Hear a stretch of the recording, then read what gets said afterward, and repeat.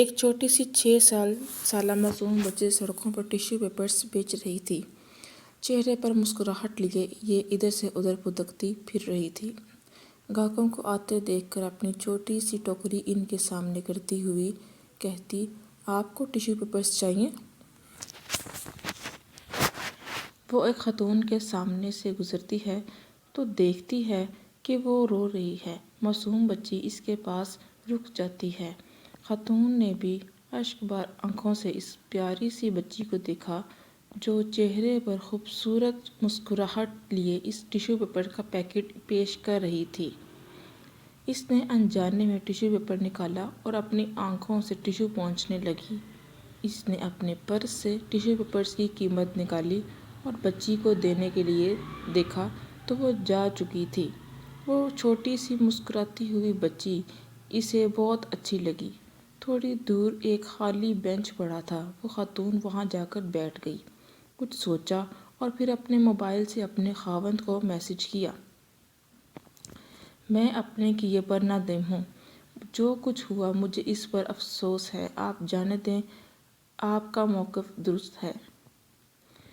اس کا خاوند ایک ہوٹل میں پریشان حال میں بیٹھا تھا کہ اسے اپنی بیوی کا یہ خوشگوار پیغام ملا۔ اس کے چہرے پر پرسکون مسکراہٹ چھا گئی۔ ان میاں بیوی کے مابین کسی بات پر جھگڑا ہو گیا تھا۔ اس خوشی میں اس نے ویٹر کو بلایا اور بڑی خوشی سے اسے 50 مصری پاؤنڈ پکڑا کر کہا کہ یہ تمہارے ہیں۔ ویٹر کو اعتبار نہ آیا۔ وہ کہنے لگا، چائے کی قیمت تو صرف 5 پاؤنڈ تھی، باقی تمہاری ٹپ ہے۔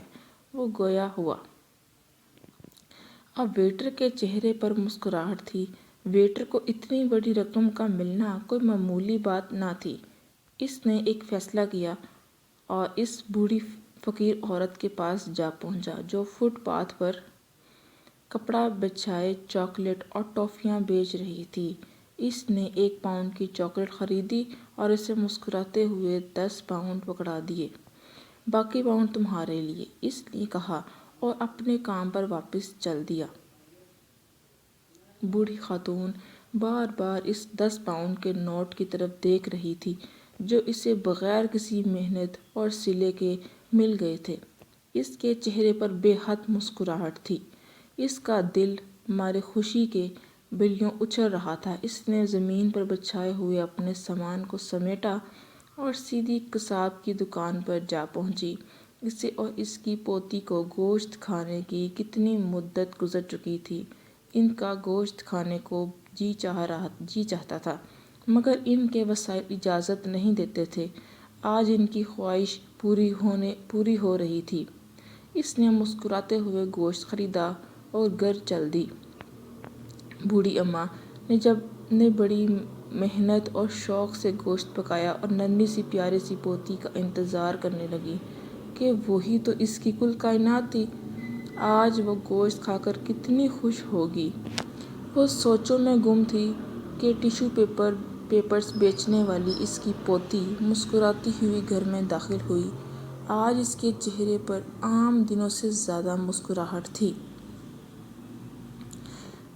قارئین کرام، کیا ایسا نہیں ہو سکتا کہ ہم بھی اس ٹیشو پیپر بیچنے والی بچی کی طرح مسکراہٹیں تقسیم کریں، لوگوں میں خوشیاں بانٹیں؟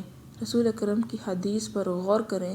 رسول اکرم نے ایک حدیث میں اپنی امت کی رہنمائی فرمائی اور چہرے کی مسکراہٹ کی جانب توجہ دلاتے ہوئے فرمایا کہ تمہارا اپنے بھائی کے ساتھ مسکراتے ہوئے چہرے سے پیش آنا بھی صدقہ ہے۔